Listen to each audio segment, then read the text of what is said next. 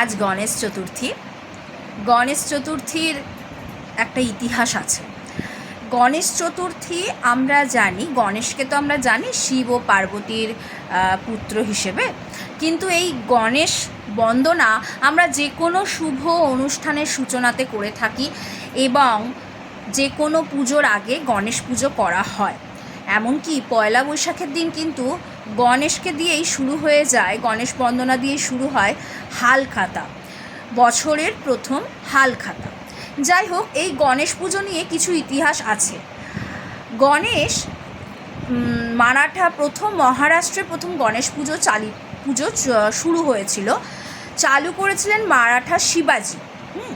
ব্রিটিশের শাসনাধীনে তখন কিন্তু এই গণেশ পুজো করা হতো, যেটা ব্যক্তিগত পুজো হিসেবে পেশোয়ারা করত, তারাই গণেশের অনুগামী ছিল।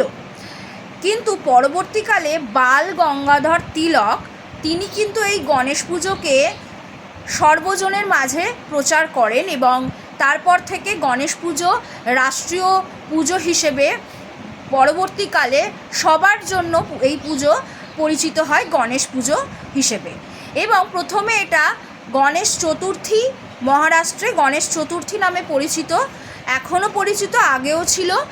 আর এটা কিন্তু পশ্চিমবঙ্গে কিন্তু গণেশ জন্মোৎসব নামে পরিচিত। বিভিন্ন স্টেটগুলোতে বিভিন্ন নাম আছে, যেমন পিল্লালার চতুর্থী, বিনায়ক চতুর্থী হলো কর্ণাটকে। এছাড়া গণেশ গণেশ চৌভাত নয়, গণেশ চাভাত, যেটা গোয়ায় পরিচিত।